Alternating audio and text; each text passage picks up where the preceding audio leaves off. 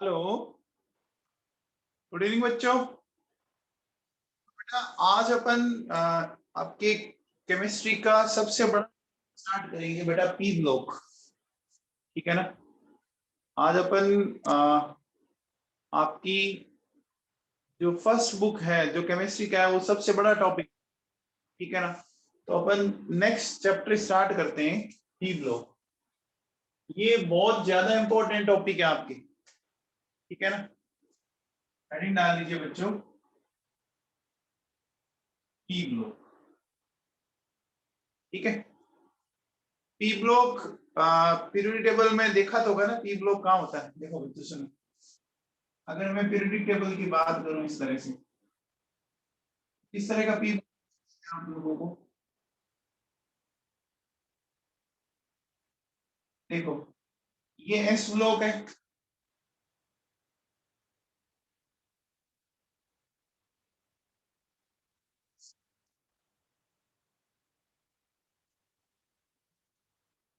ये P block है, ये डी होता है।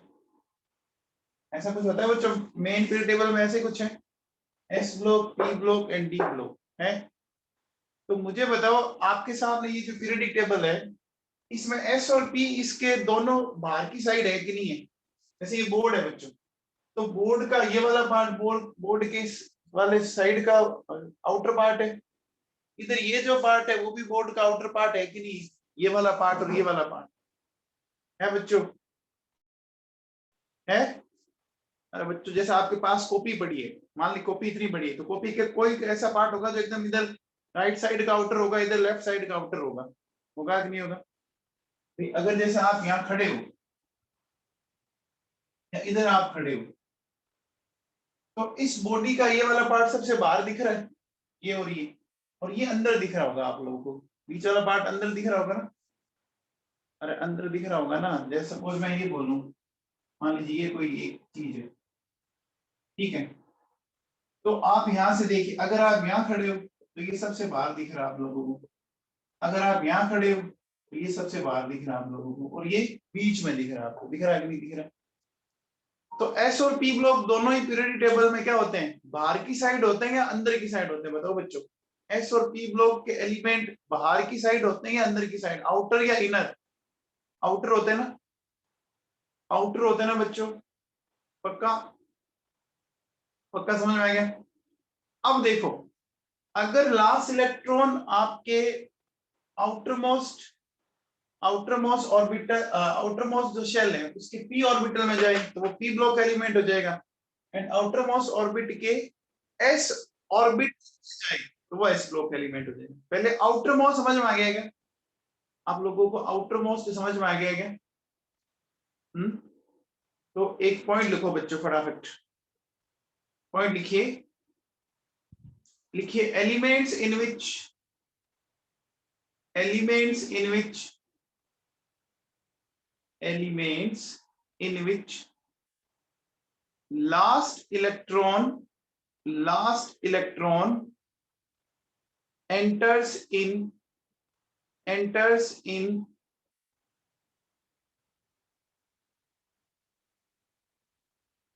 enters in p orbital, enters in p orbital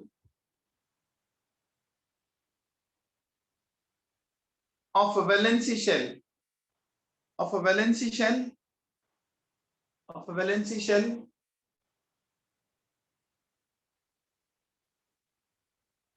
are known as, are known as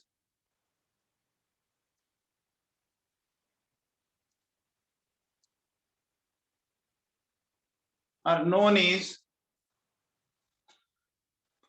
p block elements, are known as p block elements, are known as p block elements.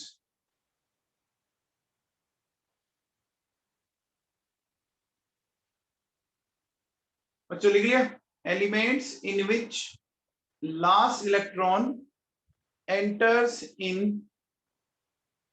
p orbital of a valency shell are known as p block elements. ठीक है, अब देखो बच्चों सुनो, लिखिए, ठीक है, P block elements, P block elements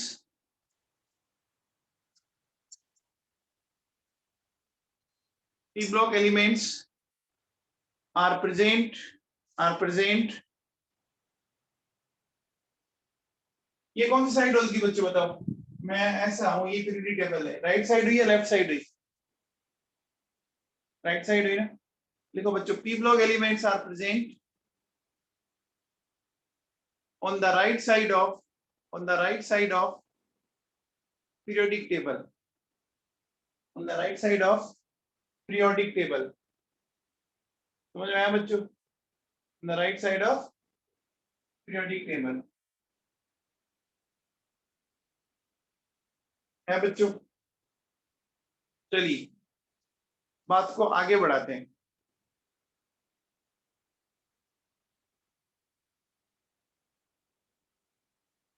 अरे पीरियड टेबल हिसाब से लेफ्ट कैसे हुआ, ये एस है, ये बीच में, ये राइट, मेरा हाथ राइट नहीं है, तेरे सामने पीरियड टेबल रख के देख, वो कौन सी डायरेक्शन में आ रहा है, राइट साइड में आ रहा है या लेफ्ट साइड में आ रहा है,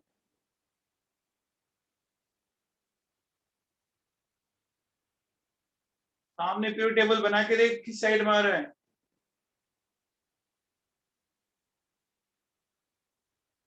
अरे तो ये बनी है ना पीरियड टेबल, क्या आप फेस करूं, अब मैं ये खड़ा हूं, ये कौन सी साइड है, ये राइट साइड नहीं है क्या,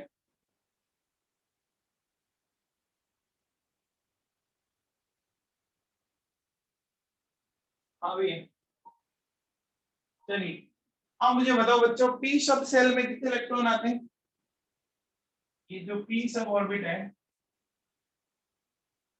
इसमें कितने इलेक्ट्रॉन आते हैं बच्चों बताइएगा, 6 इलेक्ट्रॉन्स आते हैं बच्चों, तो आपको पता होगा बच्चों पी ब्लॉक में टोटल ग्रुप भी कितने हैं, पी ब्लॉक में टोटल ग्रुप कितने हैं, 6 ग्रुप है, तो लिखिए, लिखिए पी सब सेल, पी सब cell can accommodate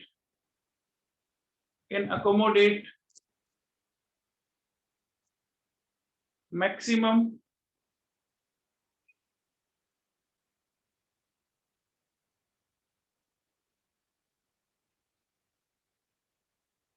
6 electrons, maximum 6 electrons, and that's why P block has P block has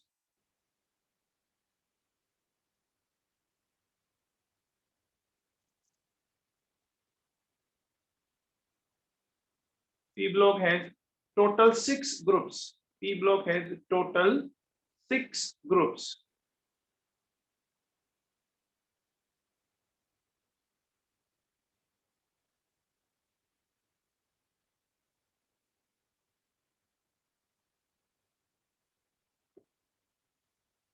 अच्छा बताओ, ये जो आपके 6 ग्रुप्स हैं ये कहां से कहां है, मुझे बताएगा, 13 टू 13 टू बच्चों बताओ क्या होगा, 18, 13, 14, 15, 16, 17, 18, यही है बच्चों, यही है क्या, यही है क्या बेटा, बोलो,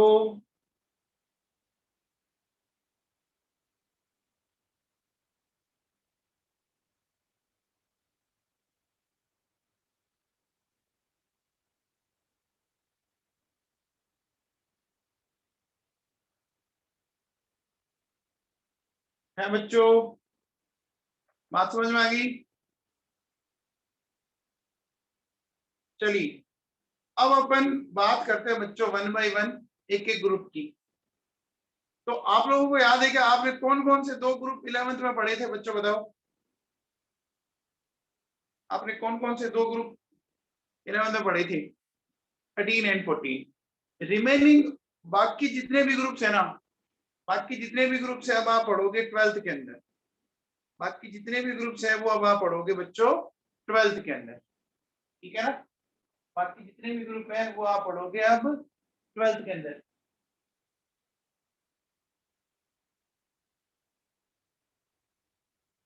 हाँ भैया, अब देखिए सुनिए, एक बात दो, पी ब्लॉक एक ऐसा ब्लॉक है क्या जिसके अंदर मेटल भी है, नॉन मेटल भी है, मेटलॉइड भी है, क्या है ऐसा ब्लॉक? पूरी पीरियड टेबल में ऐसा कोई ब्लॉक है क्या जिसमें तीनों टाइप के एलिमेंट्स हैं, मेटल भी, नॉन मेटल भी एंड मेटलॉइड? वो पी ब्लॉक है सिंपल, है ना? तो लिखिए, in P block, in p block all type of elements like metal, non metal and metalloids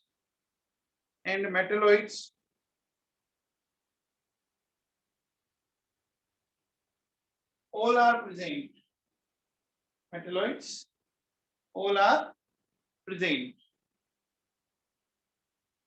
है बच्चों।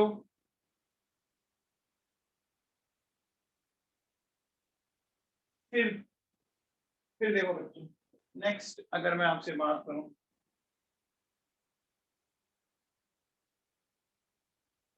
General electronic configuration, P block का अगर जनरल इलेक्ट्रॉनिक कॉन्फ़िगरेशन की अगर अपने को बात करनी है तो देखो बेटा क्या होता है, NH2 NP126, NH2 NP126, ये 126 समझ में आ गया क्या होता है?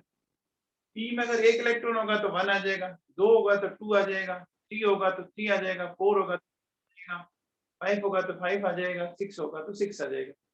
जनरल इलेक्ट्रॉनिक कॉन्फ़िगरेशन क्या होगा? NP126, NH2 NP126,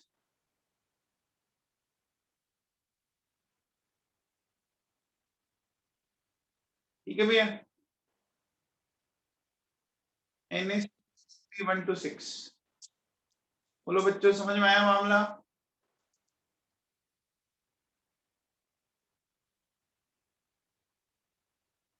ये जो बच्चे क्लास ज्वाइन कर रहे हैं सुधर जाओ तुम। क्लास का टाइमिंग मैंने इतना ढंग से लास्ट क्लास में बताया था कि 5 बजे हो गया है।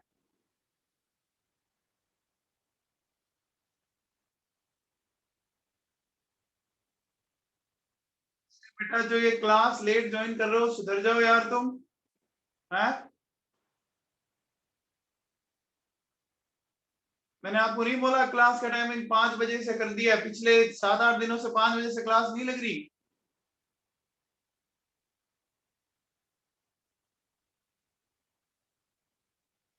हम्म।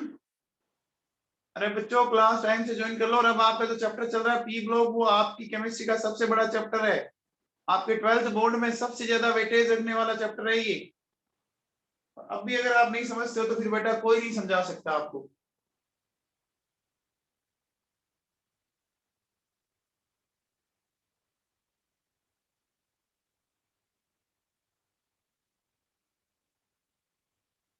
चलो, तो ये तो मैंने कुछ जनरल पॉइंट्स लिखा दिए आप लोगों को पी ब्लॉक के।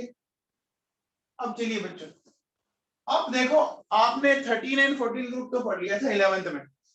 15, 16, 17, 18 ये जो ग्रुप है आप पढ़ोगे 12th के अंदर, ठीक है ना बेटा? ये पढ़ोगे आप 12th के अंदर। तो इसमें देखिए बच्चों सुनो, सबसे पहले अपन चलेंगे बच्चों ग्रुप 18। मैं थोड़ा उल्टा चलूंगा बच्चों, है ना? 18, 17, 16, 15 ऐसे पढ़ेंगे अपन, ऐसे पढ़ेंगे, आपको इजी समझ में आ जाएगा, ठीक है ना? हेडिंग डाल लीजिए बच्चों ग्रुप 18। तो ग्रुप 18 बच्चों जानते हैं आप लोग अच्छे से, ग्रुप 18 को जानते हो बच्चों? देखो बेटा सुनो, इनके जो फैमिली मेंबर्स हैं कौन कौन से, देखो बच्चों, helium, neon, organ, krypton, xenon and radon. यही है बच्चों, यही है क्या? Helium, neon, organ, krypton, xenon, radon. बोलो बच्चों, यही है। अब देखो बेटा सुनो, अब इसमें कुछ बातें ध्यान से सुनिए। देखो इनके एटॉमिक नंबर, देखो एटॉमिक नंबर के लिए क्या करोगे बच्चों, आप लोगों को ये एक पता है क्या बच्चों, 2 8 8 18 18 32, इनको बोलते हैं बच्चों मैजिक नंबर। आप लोगों ने पढ़ा होगा क्लास 11 चैप्टर पीरियोडिक टेबल के अंदर, इनको बोलते हैं मैजिक नंबर। ये मैजिक नंबर काम कैसे करते हैं देखो बच्चों, मैं समझाता हूँ आपको, समझना है स्टूडेंट से। देखिए सबसे पहले आपके पास उस ग्रुप में कितने एलिमेंट है काउंट करो, कितने देखो 1 2 3 4 5 6, ये टोटल 6 एलिमेंट्स है इस ग्रुप के अंदर। काउंट कर लो बच्चों, 6 दिख रहे हैं आपको। तो जितने एलिमेंट्स दिख रहे हैं ना, उसमें से क्या है, आपको फर्स्ट एलिमेंट का तो एटॉमिक नंबर याद होना चाहिए। तो हीलियम का तो याद ही होगा, हीलियम का तो याद ही होगा बच्चों, कितना होता है हीलियम का एटॉमिक नंबर 2। अब क्या करना है बच्चों, जब हमें फर्स्ट का याद है ना, तो बचे 5। तो जितने एलिमेंट्स अब बच गए उतने ही मैजिक नंबर काम में लेने, जितने एलिमेंट्स अब बच गए उतने ही मैजिक नंबर काम में लेने, समझ आएगा ना। तो अब देखो बच्चों हमारे पास टोटल है 6, हमें काम लेने 5।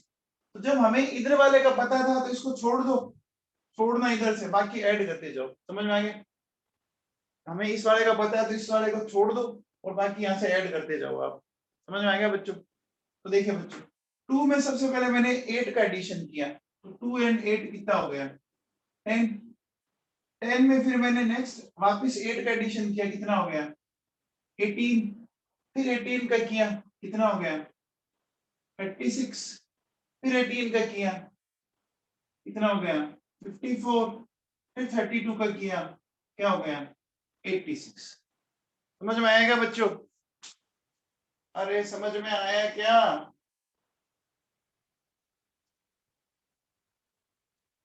एलिमेंट्स काउंट कर लो, देखो 6 एलिमेंट है, 1 2 3 4 5 6, है ना। 6 में से पहले का आपको पता होना चाहिए, तो पहले का आपको पता है तो जितने पता है इसका, तो आपको क्या करना है, उसके बाद क्या करना है कि आप जितने टोटल एलिमेंट्स है ना, उससे एक कम नंबर में मैजिक नंबर यूज है ना, इसको ऐसे याद रख सकते हो। जितने एलिमेंट्स आपको पता है, जितने एलिमेंट्स हैं उसमें से एक कम मैजिक नंबर में, 6 है तो 5 काम में लोगे, 5 है तो 4 काम में लोगे, 4 है तो 3 काम में लोगे, 3 है तो 2 काम में लोगे ऐसे।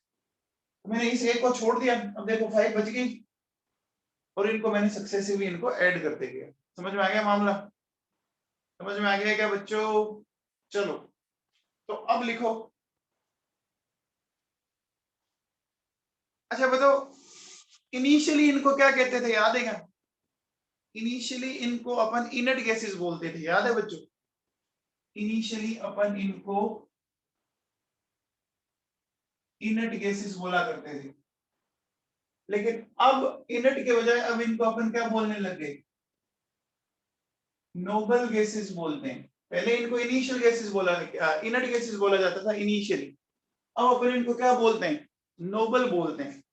क्यों बोलते हैं, देखो बच्चे सुनो, इनर्ट का तो मतलब होता है कि कोई भी किसी भी टाइप का कंपाउंड बना ही नहीं, किसी भी टाइप का कंपाउंड बना ही नहीं।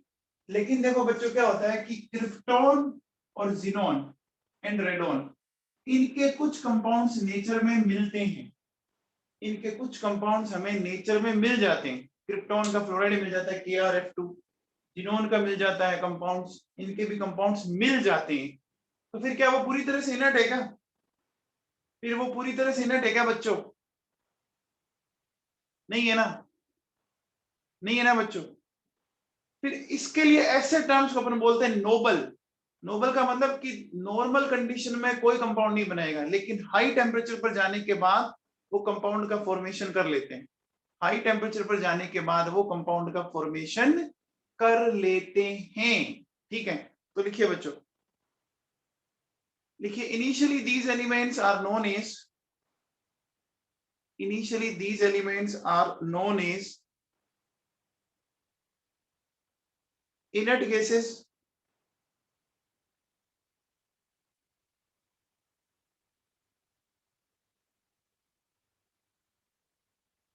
inert gases but nowadays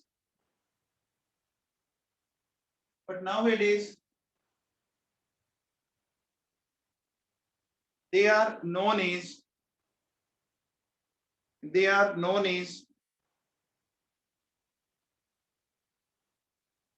noble gases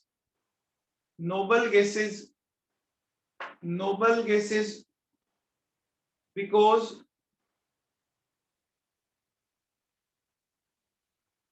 few compounds are found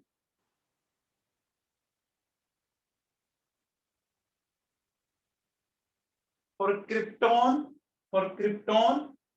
xenon and radon. तो बताओ बच्चों, ऐसी कौन सी नोबल गैसेज हैं, ऐसी कौन सी इनर्ट गैसेज हैं जिनका नेचर में कोई भी कंपाउंड नहीं मिलता? ऐसी कौन सी नोबल गैसेज है, ऐसी कौन सी इनर्ट गैसेज है जिनका नेचर में कोई नहीं मिलता? ये पहले वाला, हीलियम, नियॉन एंड ऑर्गन, इनका कोई भी नहीं मिलता। ठीक है, गॉट इट? समझ में आया बच्चों? चलो अब देखो बेटा, सुनो, बात को आगे बढ़ाते हैं बेटा। इनके मिलते हैं, इनके नहीं मिलते होंगे तभी तो नहीं बोला था ना मैंने इस स्टेटमेंट के अंदर। आगे लिखो बच्चों, सुनो, अगर मैं आपसे एक बात बोलूं, क्या इस ग्रुप में सारे के सारे एलिमेंट गैसेस फेज में? क्या ये सारी के सारे नाम ही देखो गैसेस, तो लिखिए बच्चों, all elements of this group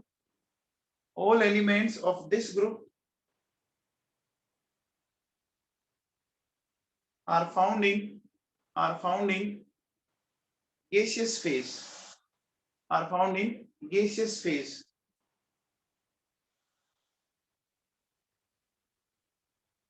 ठीक है? अब देखिए बच्चों, लिखिए 1% volume of dry air, 1% volume of dry air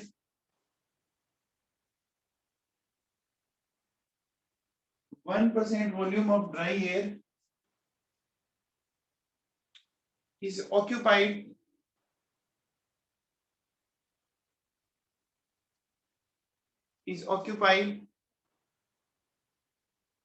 by noble gases, dry air का मतलब समझते हैं आप? ड्राई एयर का मतलब जिसके अंदर मॉइस्चर कंटेंट ना हो, समझ गए? ड्राई एयर का मतलब जिसमें मॉइस्चर कंटेंट ना हो। समझ में आया बच्चों? ड्राई एयर अपन किसको बोल रहे हैं, समझ में आया? तो ड्राई एयर का जो वॉल्यूम है उसका कितना percent part inert gases occupied करेगी? तो कितना percent part inert gases occupied करेगी? 1% पार्ट। ठीक है बच्चों, ओके। अगला लिखो बच्चों, बताओ इन सारी इनर्ट गैसेस में से कौन सी इनर्ट गैस आपको मैक्सिमम अमाउंट में मिलती है नेचर में? कौन सी इनर्ट गैस मैक्सिमम अमाउंट में मिलती है? कौन सी मिलती है बच्चों? हमारा जो एटमॉस्फेयर है उसमें कौन सी मिलती है? हमारे एटमॉस्फेयर में लिखो बच्चों, लिखो air is most abundant, air is most argon is most abundant inert gas,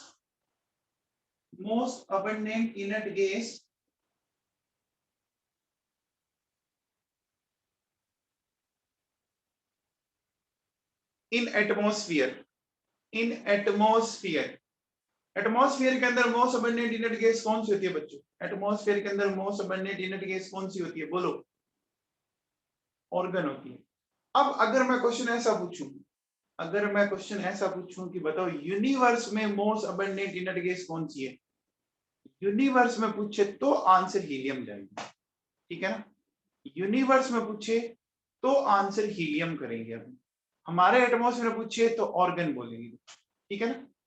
ठीक है बच्चों, अब देखो बेटा सुनो, अब बताओ बच्चों ऐसी कौन सी इनर्ट गैस है जो एटमॉस्फेयर में नहीं मिलेगी? ऐसी कौन सी नोबल गैस है जो एटमॉस्फेयर में नहीं मिलेगी? देखो बच्चों ये एटमॉस्फेयर में नहीं मिलती, आपको पता है क्या? ये एटमॉस्फेयर में नहीं मिलती। रेडॉन जो है वो एटमॉस्फेयर में नहीं मिलती।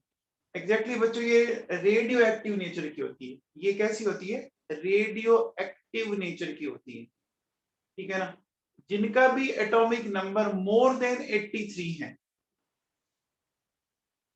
अगर एटॉमिक नंबर मोर देन 83 है, वो सारे के सारे रेडियो एक्टिव होते हैं, ठीक है ना? तो लिखिए बच्चों, radon is not found in atmosphere, radon is not found in atmosphere.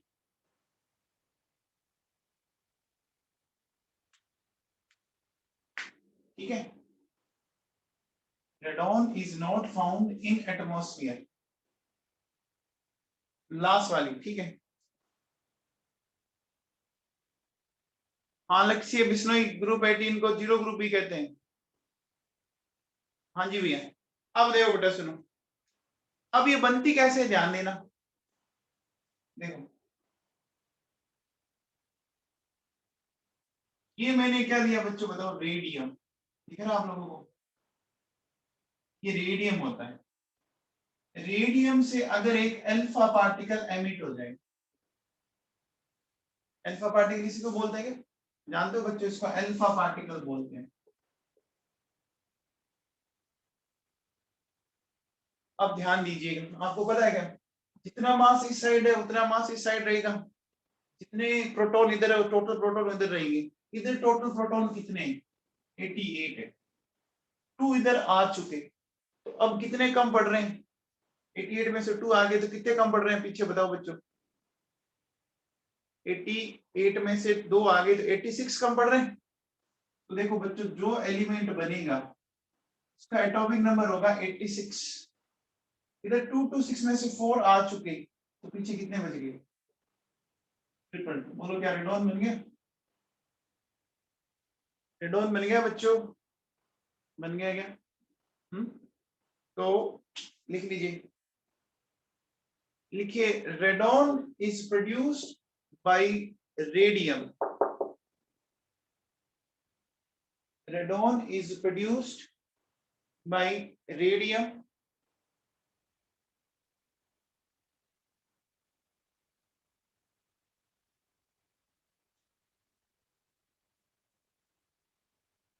Radon is produced by radium. ठीक है बच्चों, अब अगर आपसे कोई पूछे कि ऐसी कौन सी इनर्ट गैस है जिसकी स्टडी करना सबसे मुश्किल है, बताओ ऐसी कौन सी इनर्ट गैस है जिसकी स्टडी करना सबसे मुश्किल होगा? रेडॉन ही होगी ना, क्योंकि रेडॉन बच्चों रेडियो एक्टिव है, तो जल्दी जल्दी क्या होती जाएगी? अपनी डिसइंटीग्रेट होती है, अपना आप ही डिसइंटीग्रेट होती जाएगी, टूट दी जाएगी आगे, ठीक है ना? तो लिखिए बच्चों, due to radioactive nature, due to radioactive nature of radon,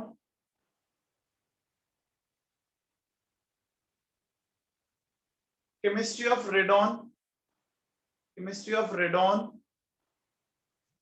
chemistry of radon is most difficult due to radioactive nature of radon, chemistry of radon is most difficult।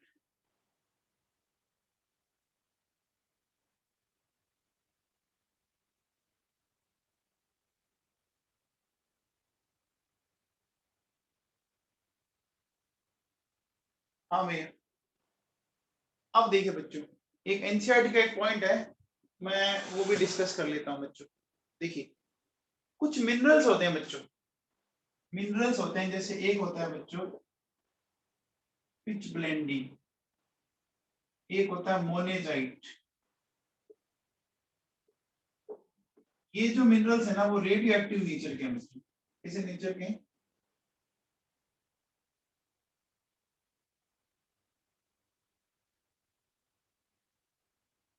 किस नेचर के हैं? Radio active nature के हैं। कैसे nature के हैं? Radio active nature के हैं।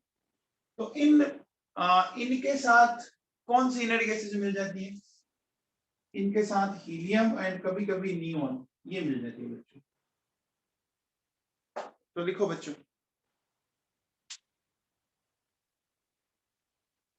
लिखिए, लिखिए helium and neon, helium and neon, helium and neon are found in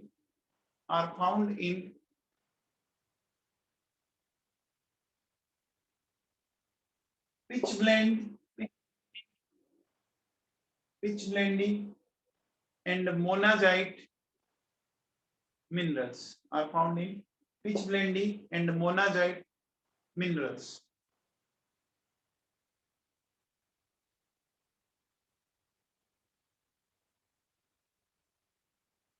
तो समझ में आ गया बच्चों, समझ में आ गया? ये मिनरल्स होते हैं, मिनरल्स आपने समझ में आया बच्चों? Helium and neon are found in pitch blende and monazite minerals. Helium and neon are found in pitch blende and monazite minerals. Minerals के अंदर मिलती है, ठीक है? बोलो बच्चों। अब एक छोटा सा क्वेश्चन लिखो एनसीईआरटी का, एक छोटा सा क्वेश्चन लिखो। Why are the elements of group 18? Why are the elements of group 18 known as noble gases? Why are the elements of group 18 known as noble gases? इसका आंसर आप लिखेंगे अब अपने आप, इसका आंसर आप अपने आप लिखेंगे बच्चों, क्योंकि बेटा नॉर्मल टेम्परेचर पर तो ये कंपाउंड नहीं बनाते, लेकिन हाई टेम्परेचर पे जाके कुछ एलिमेंट से कंपाउंड मिल जाते हैं, ठीक है ना? बोलो बच्चों, नॉर्मल टेम्परेचर पे तो नहीं करते रिएक्ट, लेकिन हाई टेम्परेचर पे जाके इनके कुछ कंपाउंड्स मिल जाते हैं, इसे इनर्ट नहीं बोल सकते, इनको नोबल बोला जाएगा। तो ये एनसीईआरटी का क्वेश्चन लिखा है मैंने। अब नेक्स्ट लिखो, नेक्स्ट एक क्वेश्चन और लिखो, अपने आप लिखना आंसर इनका, मैं नहीं लिखाऊंगा। अगला क्वेश्चन लिखो, लिखो why has it been difficult, why has it been difficult to study the chemistry of radon, the chemistry of radon? Why has it been difficult to study the chemistry of radon? तो बच्चों ये भी आपका answer आता है मेरे हिसाब से, कहीं कोई दिक्कत नहीं है, कहीं कोई दिक्कत नहीं है बच्चों, ठीक है? तो कर लेंगे आप, ये कर लेंगे बच्चों, ठीक है? चलिए ना, अब अपन आगे चलते हैं बेटा। तो अब आप हेडिंग डालो general properties, general properties.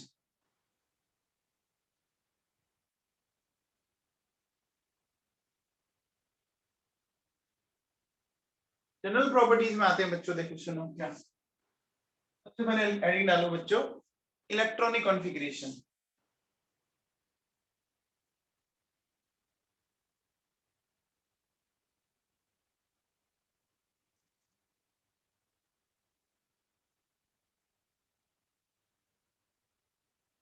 Electronic configuration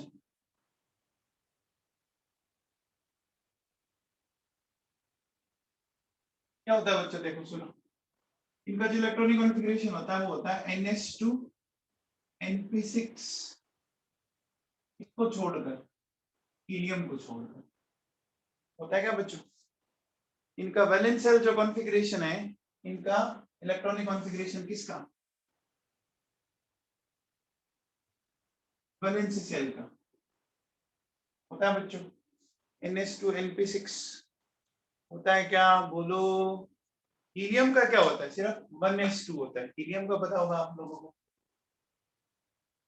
helium का होता है बच्चों 1s2, है ना? तो अब देखिए बच्चों, समझने की बात है क्या, जैसे मैं नियोन की बोल रहा हूँ। अच्छा यहाँ ये पता है क्या, एन क्या है, पीरियड नंबर है। जो ये एन है वो क्या है, वो पीरियड नंबर है। कौन सा नंबर है, पीरियड नंबर है। तो नियोन कौन से पीरियड का एलिमेंट है बच्चों, नियोन कौन से पीरियड का एलिमेंट है बच्चों, सेकंड। तो बस यहाँ 2 लिख दो, 2s2 2p6 है। अच्छा अगर मान लो आपको रेडॉन का लिखना पड़ जाए, तो रेडॉन कौन से पीरियड का है, 6। क्या हो जाएगा, 6s2 6p6। Got it. Radon कौन से पीरियड में आता है, 6 पीरियड में आता है बच्चों। समझ में आता है आप लोगों को,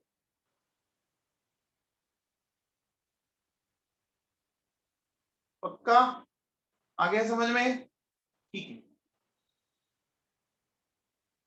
चलिए आगे चलते हैं बच्चों, नेक्स्ट लिखो, नेक्स्ट लिखो आयोनाइजेशन एंथैल्पी। आयोनाइजेशन एंथैल्पी और आयोनाइजेशन एनर्जी, आयोनाइजेशन एंथैल्पी और ionisation energy.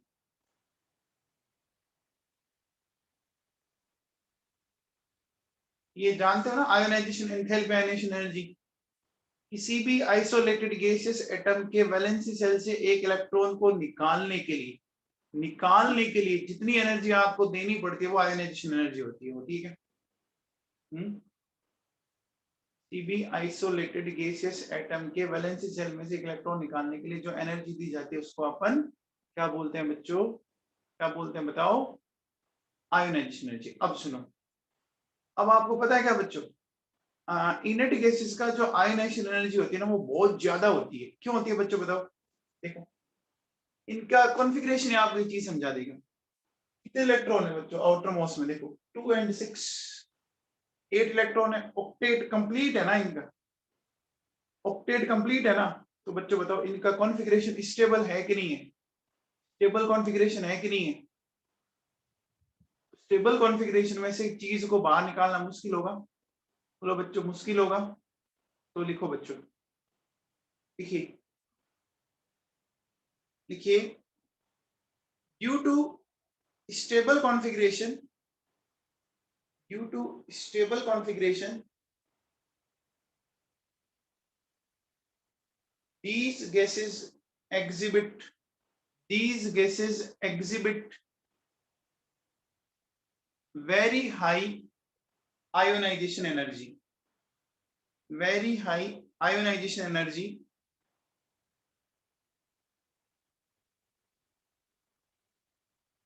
very high ionization energy। ठीक है, नेक्स्ट पॉइंट लिखो, लिखो in each period, in each period noble gases have, in each period noble gases have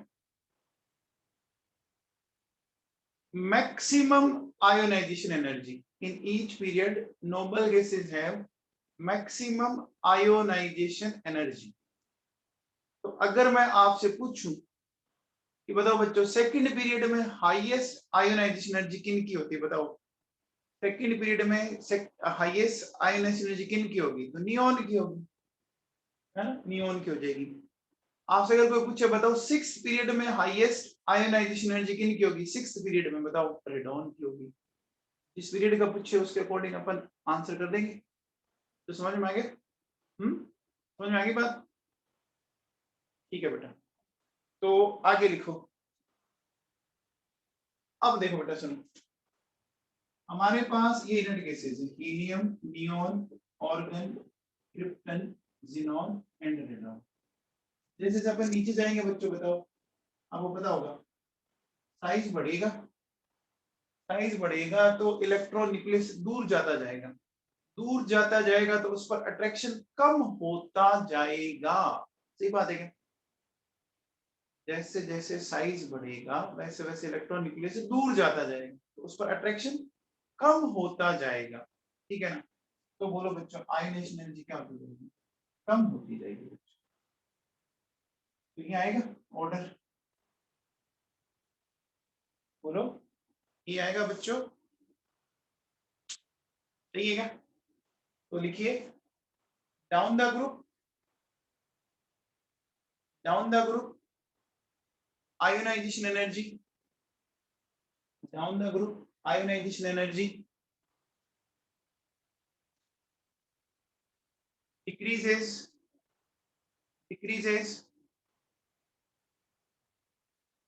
as the size increases, as the size increases, as the size increases। सही बात है, बात समझ में आ गई? ये बात आप लोगों के भेजे में बैठ गई, ठीक है सर। चलो अब बताओ बच्चों, पूरी पीरियोडिक टेबल में किस एलिमेंट का आयोनाइजेशन एनर्जी मैक्सिमम होगा, बताओ?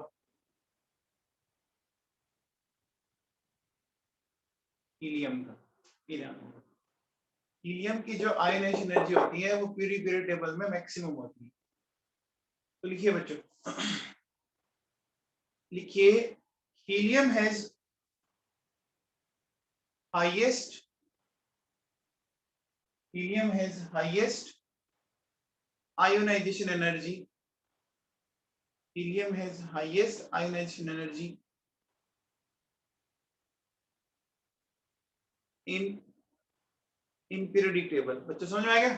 हीलियम मैक्सिमम, रेडॉन मिनिमम, और इनर्ट गैसेस का मैक्सिमम होता ही है।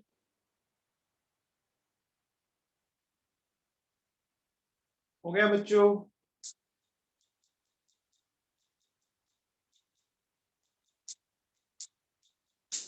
चलिए बच्चों नेक्स्ट लिखो, नेक्स्ट लिखो बच्चों एटॉमिक रेडियस, एटॉमिक रेडियस,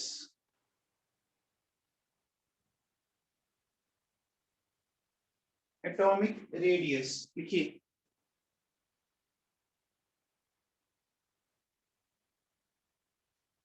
आप बताओ बच्चों, नॉर्मल कंडीशन में अपन बोलेंगे कि नोबल गैसेस कोई भी बॉन्ड नहीं बनाती, नॉर्मल कंडीशन में नोबल गैसेस कोई बॉन्ड नहीं बनाती, तो उन दो एटम के बीच में जो फोर्स ऑफ अट्रैक्शन लग रहा है, बॉन्ड तो कोई बनता नहीं है इनर्ट गैसेस के दो एटम्स के बीच में।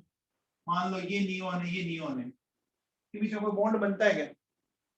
हाँ, हाइड्रोजन के मान लो ये दो एटम है बच्चों, इनके बीच में तो बॉन्ड बना ना, बना कि नहीं बना?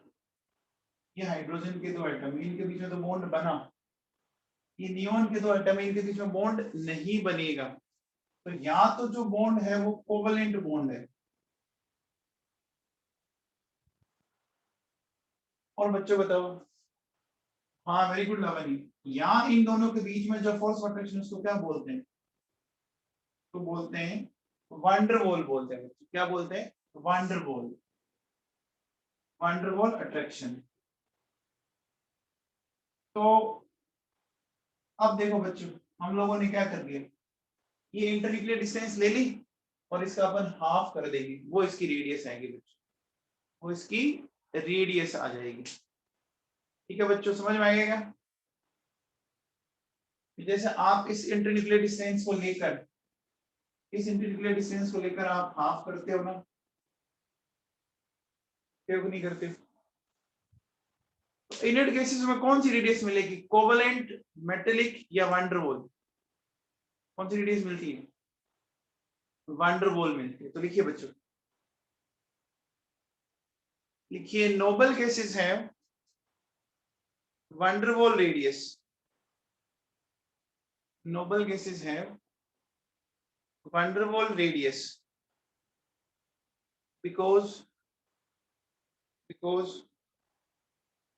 there is no bond formation, because there is no bond formation between two atoms, between two atoms of any inert gas, between two atoms of any inert gas।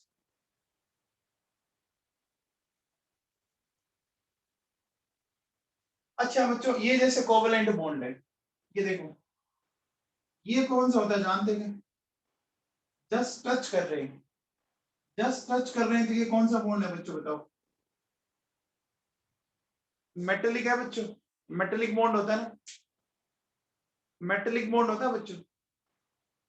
देखो, ये तो ओवरलैपिंग हुई, ये तो कोवेलेंट, ठीक है ना, कोवेलेंट है ये, ओवरलैपिंग। ये जस्ट टच कर रहा है, ये क्या है? ये मेटेलिक है, और ये थोड़े दूर हो गए, इस तरह से हो गए, मान लो टच नहीं कर रहे, ये कौन सी होगी? ये कौन सी होगी? ये कौन सी होगी? Van der Waals.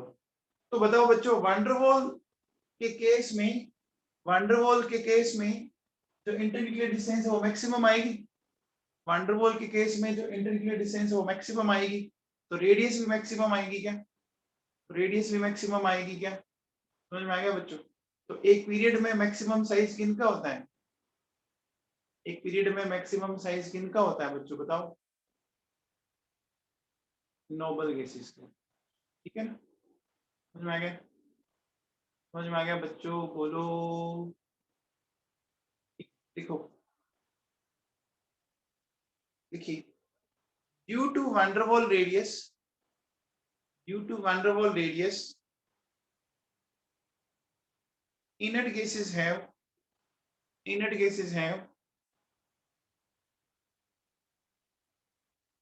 maximum size, maximum size in their respective periods, in their respective periods.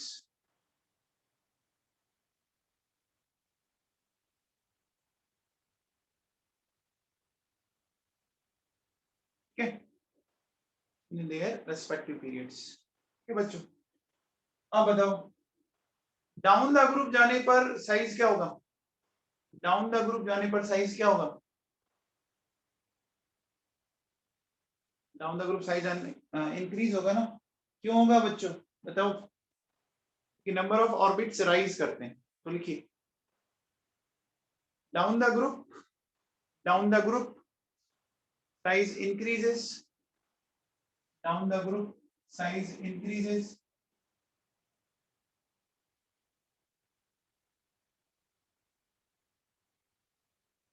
as the number of orbits, as the number of orbits increases, as the number of orbits increases, ठीक है?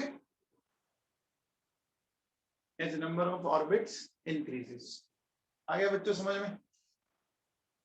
आ गया बेटा समझ में? चलिए, सबसे छोटा साइज हीलियम का, सबसे बड़ा साइज किसका? रेडॉन का। हो गया बच्चों? अब आओ देखो बेटा, अपन नेक्स्ट बात करते हैं, हेडिंग डालिए इलेक्ट्रॉन गेन एंथैल्पी।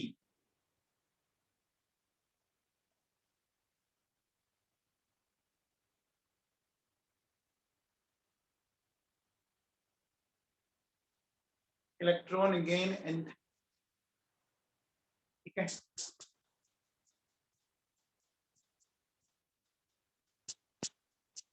ये इलेक्ट्रॉन गेन एंथैल्पी जानते क्या बच्चों?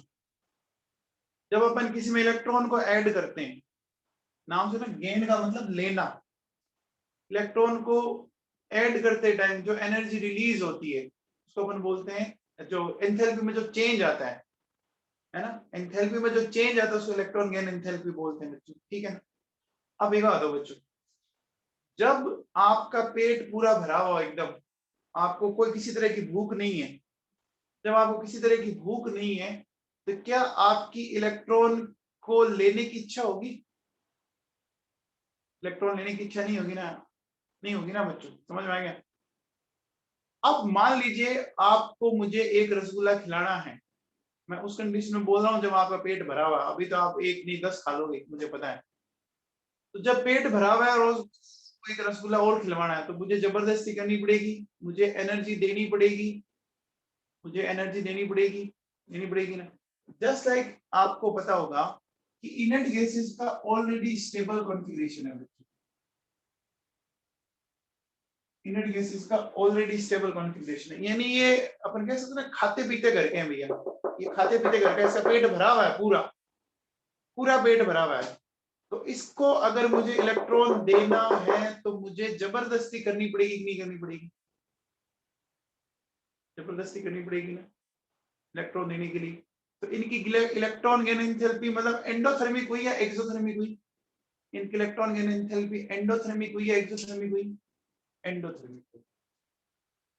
अंश नरूला दिमाग लगा ले, जब एनर्जी मैं दे रहा हूं तो एंडोथर्मिक नहीं हुई? हाँ भैया लिखिए, लिखिए।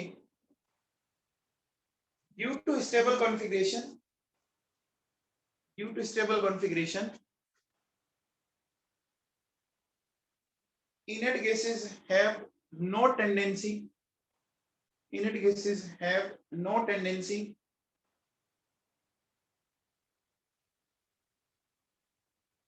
to gain the electron, to gain the electron.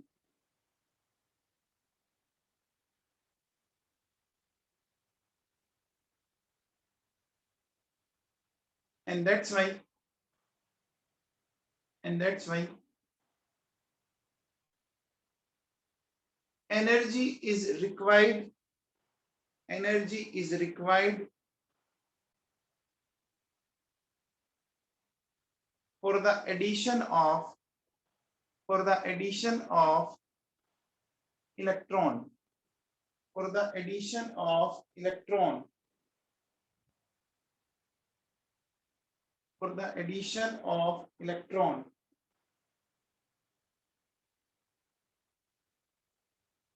for the addition of electron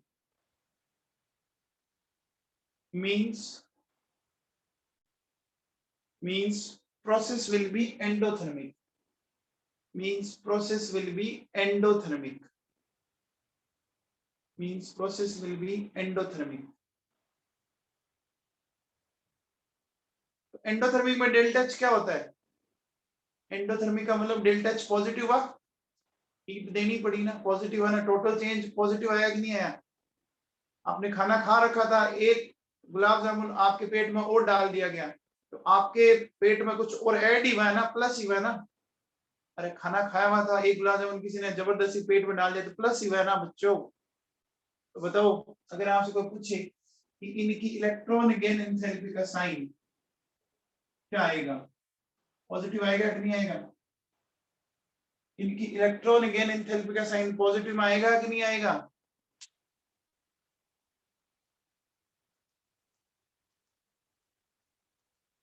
आएगा ना, आएगा बच्चों। इसका मतलब ये खुद नहीं चाहते, आपको देनी पड़ेगी, खुद नहीं चाहते, खुद की तो, खुद की तरफ से तो इनकी इच्छा जीरो थी ना।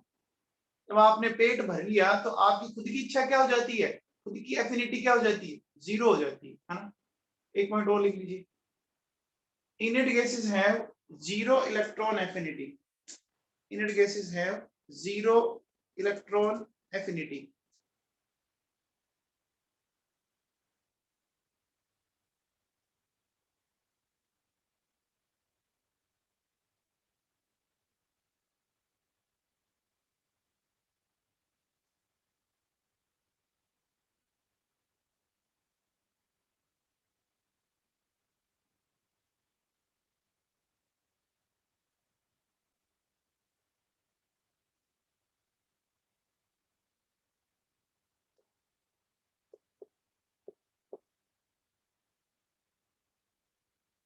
देखो बच्चों, अगर मैं इनमें बेटा, अगर मैं इलेक्ट्रॉन ऐड करूं तो सबसे ज्यादा एनर्जी मुझे नियोन को देनी पड़ती है और सबसे कम एनर्जी मुझे हीलियम को देनी पड़ती है। बाकी तो वही है, हीलियम यहाँ आना चाहिए था लेकिन हीलियम एकदम लास्ट में, हीलियम को सबसे कम एनर्जी देनी पड़ती है। ऐसा क्यों बच्चों, बता सकते हैं आप? हीलियम में इलेक्ट्रॉन ऐड करने में हमें सबसे कम एनर्जी देनी पड़ रही है, ऐसा क्यों? देखो बच्चों, हीलियम का साइज इनर्ट गैसेस में सबसे छोटा है ना, सबसे छोटा है। जब आप इलेक्ट्रॉन को ऐड करने आओगे तो जैसे इलेक्ट्रॉन यहाँ ऐड हुआ तो उस पर अट्रैक्शन ज्यादा लगेगा ना बच्चों।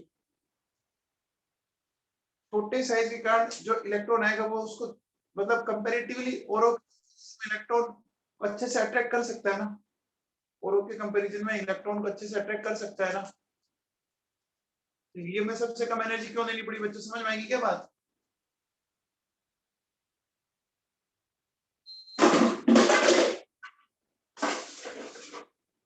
समझ में आएगी बात? तो ये ऑर्डर है बच्चों, एनसीईआरटी में डाटा गिवन है, डाटा के बेसिस पे मैंने ऑर्डर लिखा है। ध्यान ये रखना है कि हीलियम में सबसे कम एनर्जी देनी पड़ती है, क्योंकि ये कई बार है ना आपसे पूछ लिया जाता है, एनसीईआरटी में ऑर्डर है तो पूछ सकते हैं, ये ध्यान रख लीजिए। ठीक है, ठीक है बच्चों, आगे चले।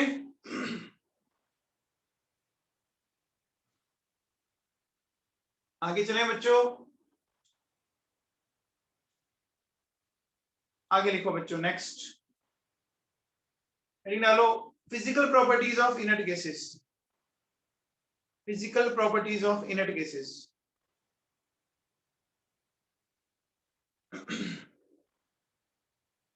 Physical properties of inert gases, बताओ मुझे, इनर्ट गैसेस मोनोएटॉमिक है, डाईएटॉमिक है या ट्राईएटॉमिक है? मोनोएटॉमिक, डाईएटॉमिक, ट्राईएटॉमिक, कैसी है? सारी की सारी मोनोएटॉमिक है ना, तो लिखो बच्चों, लिखिए, all the noble gases are monoatomic. All the noble gases are monoatomic. ठीक है ना, मोनोएटॉमिक का मतलब एक ही एटम होता है। मोनोएटॉमिक का मतलब एक ही एटम होता है। आगे देखो बच्चों, अगर मैं बात करूं आगे,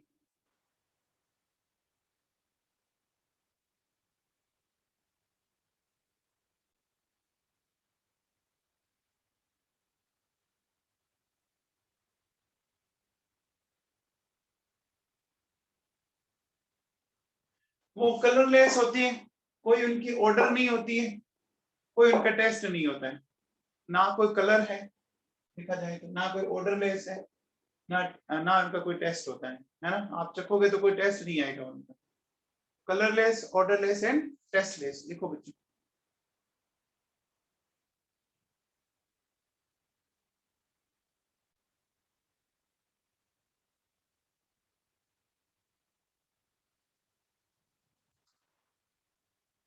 ठीक है,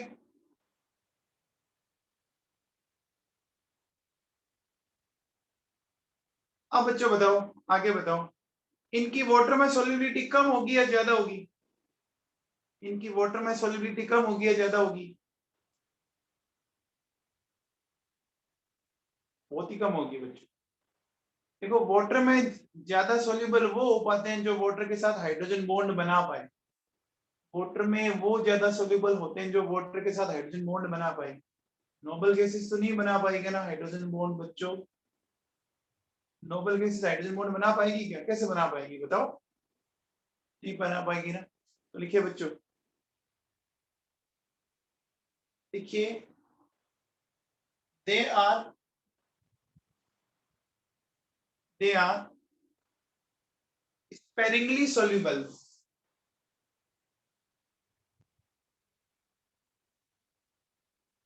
sparingly soluble in water, sparingly soluble in water।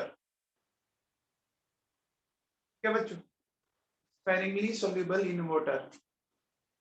ठीक, ठीक है बच्चों। अच्छा, इनकी वाटर में सोल्युबिलिटी किसके कारण होगी वो समझ लो। देखो, हाँ बच्चों, ऐसा होता है क्या, H plus and OH minus, ऐसा होता है क्या बच्चों बताओ? प्लस और माइनस होता है बच्चों वाटर में, होता है क्या?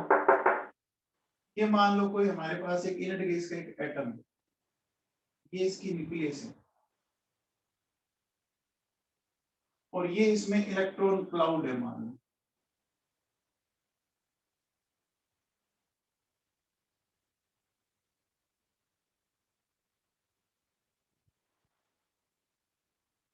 ठीक, ठीक है ना बच्चों, ये वाटर का मॉलिक्यूल है, ये इनर्ट गैस का एक एटम है ना? ठीक है बच्चों, एटम ऑफ नोबल गैस है बच्चों। अब देखो कैसा, ये polar molecule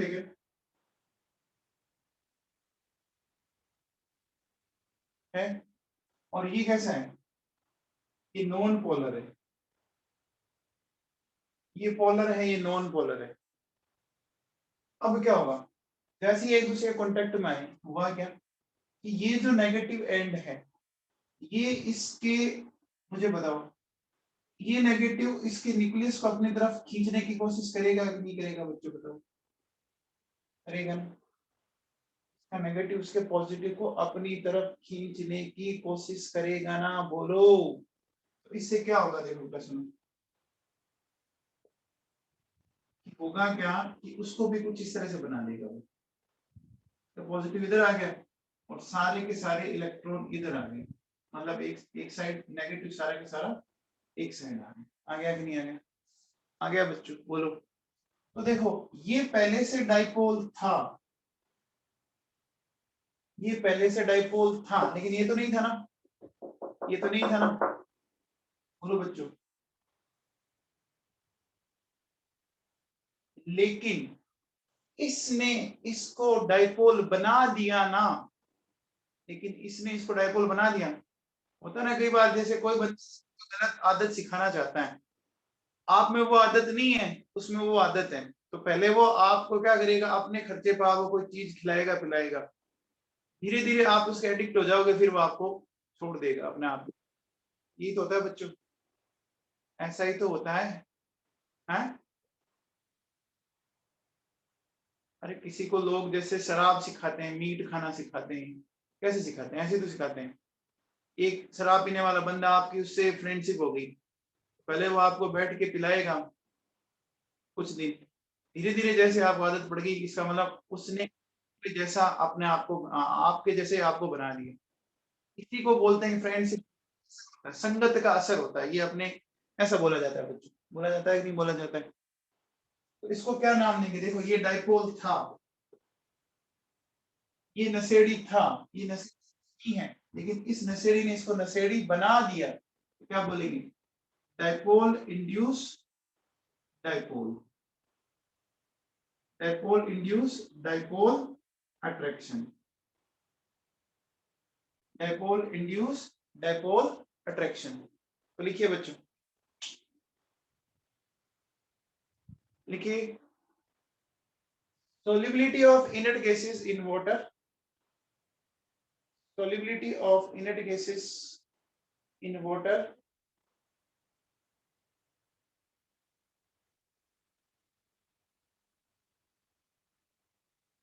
is due to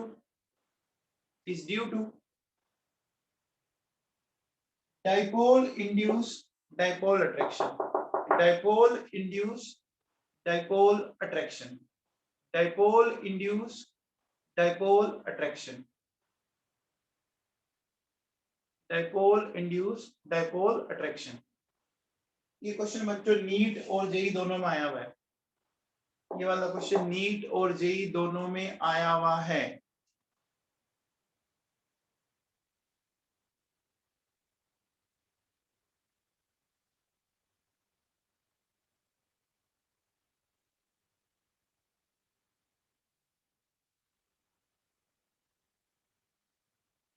ठीक है, अब बताओ बच्चों,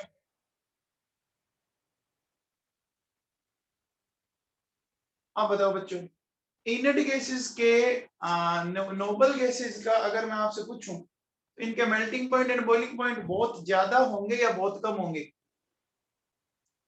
इनर्ट गैसेस या नोबल गैसेस के melting point and boiling point बहुत ज्यादा होंगे या बहुत कम होंगे? बोलो बच्चों, बहुत ही लो होंगे ना, बहुत ही लो होंगे। क्यों होंगे बहुत ही लो? क्योंकि एटम एटम के बीच में कोई ऐसा स्पेसिफिक बॉन्ड नहीं बना हुआ है, इनके बीच में जो बॉन्ड मिलता है वो नेचर का सबसे वीक फोर्स होता है, नेचर का सबसे वीक फोर्स होता है, इस दुनिया का सबसे वीकेस्ट फोर्स जो होता है ना, वो इनर्ट गैसेस के एटम्स के बीच में लगता है, इंटरएटॉमिक, है ना। बोलो बच्चों, समझ में आ रहा है? देखो कैसे, ये दो इनर्ट गैसेस के,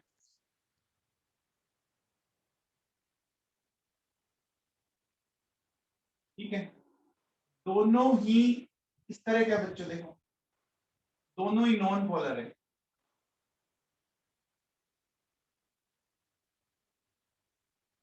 दोनों ही नॉन पोलर है, दोनों ही नॉन पोलर है बच्चों। बोलो। अब कई बार क्या होता है कि जैसे एक बच्चा क्या होता है, मोबाइल पे उसने कोई गेम देखा, यूट्यूब पे उसने कोई चीज देखी, तो मतलब वो थोड़ी देर पहले ही देख के वो मतलब खराब हुआ है या कुछ अच्छा हुआ है, दोनों चीज हो सकती है। हो सकता है ना, कोई आपने अच्छी चीज देखी, तो आप क्या करोगे, हाथों हाथ अपने फ्रेंड को जाके बताओ कि देख देख ये ऐसा ऐसा कर, इसमें ऐसा ऐसा हो जाएगा, ये अच्छा है या बुरा है, जो भी एक्स वाई है। तो देखो बेटा क्या होता है, ये एक दूसरे को इंड्यूस करते हैं, फिर ये इसको कुछ सिखाएगा, कुछ ये इसको सिखाएगा। आप जब गेम खेलते हो तो एक दूसरे से डिस्कशन करते हो ना बच्चों, करते हो कि नहीं करते हो? पेपर करते हो तो पेपर के टाइम चीटिंग करते हो कि नहीं करते हो? यार इसका आंसर बता, इसका मुझे मिला नहीं था, व्हाट्सएप पे उसको सेंड करते हो, यार इसका आंसर तो बता दे। करते हो ना, आप में से बहुत सारे बच्चे करते हैं ना। तो देखो बच्चों क्या हुआ, देखो होगा क्या, इसके न्यूक्लियस इसके इलेक्ट्रॉनों को अपनी तरफ खींचेगी, ठीक है, इसकी न्यूक्लियस इसके इलेक्ट्रॉनों को अपनी तरफ खींच रही है, खींच रही है। और क्या हो रहा है, उसकी न्यूक्लियस इसके इलेक्ट्रॉनों को अपनी तरफ खींचेगी, ठीक है।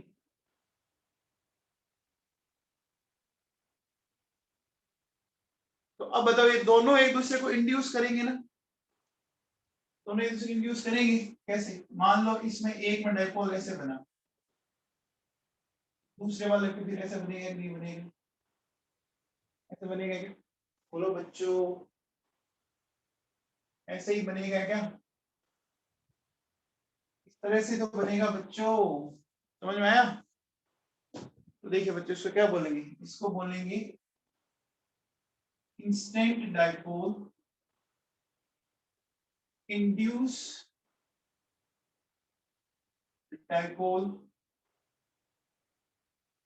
Attraction, instant dipole induce dipole attraction. इसी को एक नाम और दिया जाता है बच्चों, लंदन फोर्स। इसी को एक नाम और दिया जाता है, डिस्पर्जन फोर्स। ये जो होता है बच्चों क्या होता है, weakest attraction of nature, weakest attraction of nature।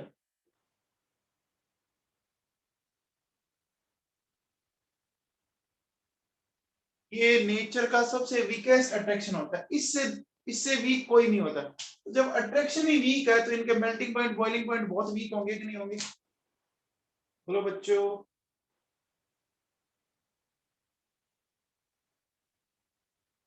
होंगे ना, होंगे बच्चों। तो समझ में आई बात, समझ में आएगी क्या? अच्छा ध्यान है ना, आने वाले संडे को आपका पेपर है बच्चों, आने वाले संडे को पेपर होगा, उसमें क्या क्या आएगा, पी ब्लॉक आएगा, पी ब्लॉक आएगा, ठीक है, मेटलर्जी आएगी, और इस बार मैं 11th का एक टॉपिक दूंगा, periodic table, P block, metallurgy and periodic table. हाँ भैया लिख लिया, ये सबने नोट कर लिया, ये नोट डाउन कर लिया क्या? तो लिखो बच्चों, लिखो, लिखो बच्चों। इनेट गैसेस है very low melting, very low melting and boiling point, because because because among the atoms of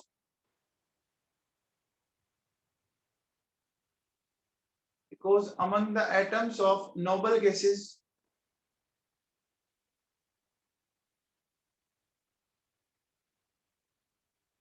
weakest attraction of nature, weakest attraction of nature is found, weakest attraction of nature is found nature का सबसे week attraction पाया जाता है उनमें, nature का सबसे weakest attraction पाया जाता है। बच्चों समझ में आ गया क्या? बच्चों समझ में आ गया क्या? बोलो। ठीक है भाई, चलो एक लास्ट पॉइंट लिख लीजिए, एक लास्ट पॉइंट लिख लीजिए बच्चों। लिखिए, among all non substance of nature, among all non substance of nature, जितने भी नॉन है, जितने भी हमें पता है, non substance of nature, helium has minimum boiling point, minimum boiling point and melting point, minimum boiling point and melting point। आप BP of helium देखो, लिखना चाहो तो लिख लो 4.2 केल्विन। देखो 4.2 याद हो जाएगा। हीलियम का मास नंबर 4 होता है, हीलियम का एटॉमिक नंबर 2 होता है, पता है क्या? हीलियम का मास नंबर 4 होता है, हीलियम का एटॉमिक नंबर 2 होता है, पता है क्या? बोलो बच्चों, पता है क्या? ठीक है, तो चलिए बाकी करते हैं कल। ठीक है बच्चों।